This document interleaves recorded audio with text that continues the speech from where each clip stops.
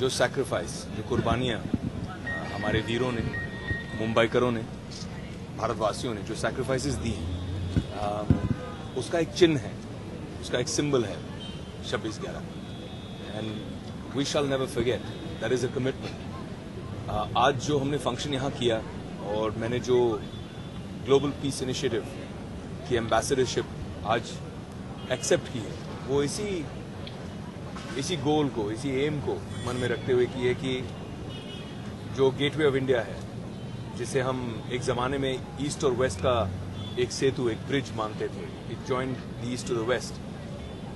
एक ज़माने में gateway of India was a gateway to culture, to knowledge, and हज़ारों साल से एक ऐसा देश हिंदुस्तान जो हार्मनी में, एकता में पूरे दुनिया को दर्शा रहा है।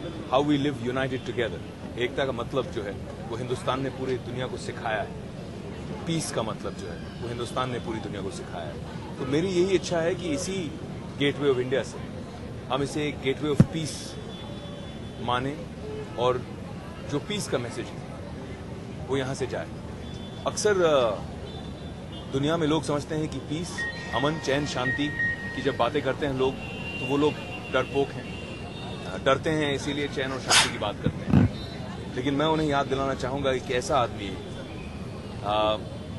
जिसने अमन से, चैन से पूरे देश को आज़ादी दिलाई, महात्मा गांधी। नॉन वायलेंस से और पीस को प्रमोट करते हुए उन्होंने पूरे विश्व को एक नया तरीका दिखाया। मदर टेरेसा इसी भूमि से हैं जिन्होंने पूरी दुनिया में प्यार करना सिखाया। तो आई थिंक कि ये जो वैल्यूज़ हैं, ये हमें पूरी स्ट्रेंथ के साथ, पूरी करेज के साथ इसे लेकर आगे बढ़ना चाहिए।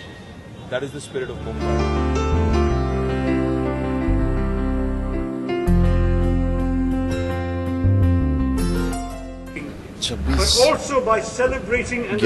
पाँच साल पहले 2008 में टेररिस्ट अटैक्स हुए थे यहाँ पर ताज पर, और आज जैसे आपने कहा यादें ताज़ा कर रहे हैं। इनोसेंट लोगों ने जो अपने जान गंवाए, उनके लिए दुआएं मांगने आए हैं और उनके फ्रेंड्स और फैमिलीज के लिए यहाँ पर सपोर्ट करने आए हैं। To support every effort that was put in to make this issue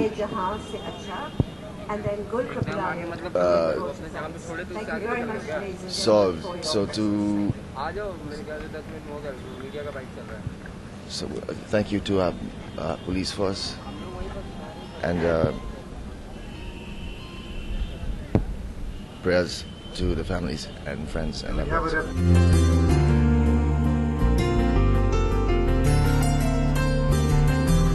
मुझे लगता है कि फोटोग्राफ से ज़्यादा इम्पोर्टेंट था, जैसे मेजर उन्नी कृष्णन के जो माँ बाप आज यहाँ आए और जिस तरह से उन्होंने अपने हृदय से बात की।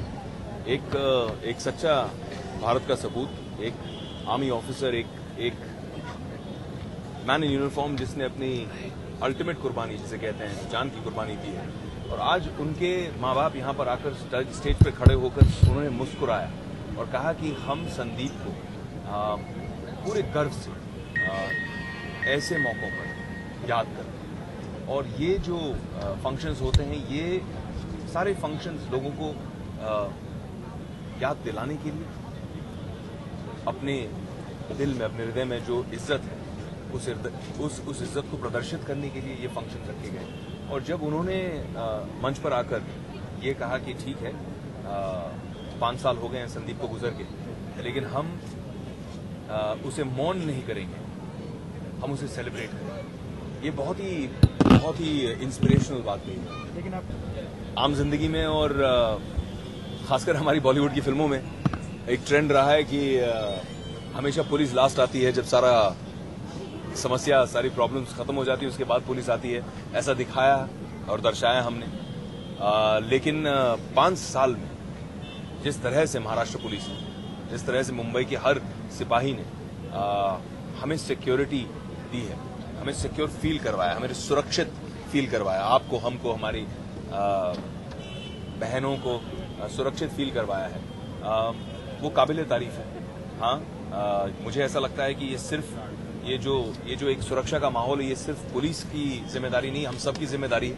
कहीं न कहीं जब क्राइम होता है तो हम भूल जाते हैं कि क्राइम करने वाला भी एक सिटीजन ही है, एक मुंबई में रहने वाला मुंबईकर ही है जो क्राइम करता है। जब रेप होता है, हमें गुस्सा आता है, तो वो कहीं बाहर से, मतलब कहीं आसमान से टपक के नहीं आया, वो हम में से ही एक है, वो एक मुंबईकर ही है। तो कहीं न कहीं एज सिटीजन्स हमें भी कंट्रीब्यूट करना है और कंट्रीब्यूट कर रहे हैं।